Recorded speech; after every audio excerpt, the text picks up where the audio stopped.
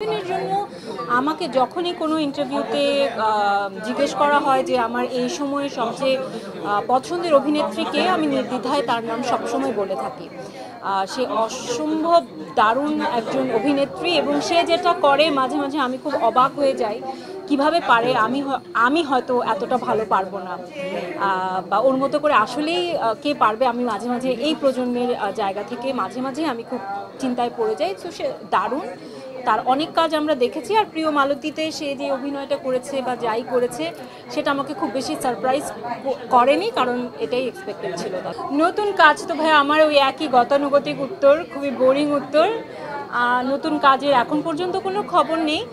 বনলতা সেনের অপেক্ষায় আছি। আমি যতদূর জানি যে এই বছরের প্রথম কোয়ার্টারেই রিলিজ পাবে আশা করি, তো সেটা নিয়ে অপেক্ষায় আছি। আর অ্যাওয়ার্ড তো অবশ্যই সবসময় অনেক বেশি কি বলবো, উৎসাহ যোগায়, আনন্দ যোগায়।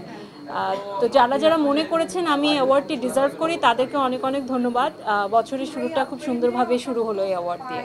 আই এম ভেরি লাকি যে আমি আমাদের দেশের এরকম বড় দুজন সু অভিনেতা এবং দুজনেই বেশ বড় সুপারস্টার আমি বলবো। তো দুজনের সঙ্গে আমার কাজ করার সৌভাগ্য হয়েছে। বাট অ্যাকচুয়ালি আমার জন্য যে কোনো, আমি কিন্তু আমার কো অ্যাক্টর কখনো সিলেক্ট করি না। আমি সিলেক্ট করি একটা ভালো স্টোরি, একটা ভালো গল্প, একটা ভালো টিম।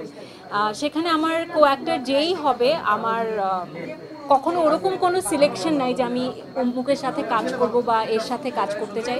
যে কোনো ভালো অ্যাক্টরের সাথে আমি কাজ করতে চাই। ঘাটতি না, আপনি হয়তো খেয়াল করেছেন কিনা জানি না, আমি এই রিসেন্ট টাইমেই দুটো অনুষ্ঠান অলরেডি উপস্থাপনা করে ফেলেছি, অলরেডি যাচ্ছে টিভি চ্যানেলে। বাট দুঃখের বিষয় হচ্ছে উপস্থাপনায় কম মাঝে আমি কমিয়ে দেওয়ার কারণ, এবং এখনও তাও কম করছি, কারণ ঠিক সেরকম ইন্টারেস্টিং নন ফিকশন হচ্ছে না আমার মতে, যার কারণে দর্শক এখন টেলিভিশনও কম দেখছে, টেলিভিশন অনুষ্ঠানও কম দেখছে, প্রত্যেকটা অনুষ্ঠান দেখতে এক লাগে। সো এটা একটা খারাপ লাগার বিষয় আমার কাছে মনে হয়, যার কারণে আমাকে কম লাগে। সহ অভিনেতা হিসেবে আই থিঙ্ক ওনার অভিজ্ঞতার জায়গা থেকে উনি আমার চেয়ে অনেক বেশি অভিজ্ঞ, senior. And I think with time উনিও বেশ মানে সিলেক্টিভ হয়েছেন ওনার কাজের ক্ষেত্রে। আর অনেকগুলো কাজ করতে গিয়ে আসলে আপনি কাজ করার সময় বুঝবেনও না যে কোন কাজ খুব ভালো হবে, কোনটা ঝিমিয়ে যাবে, কোনটা কি হবে।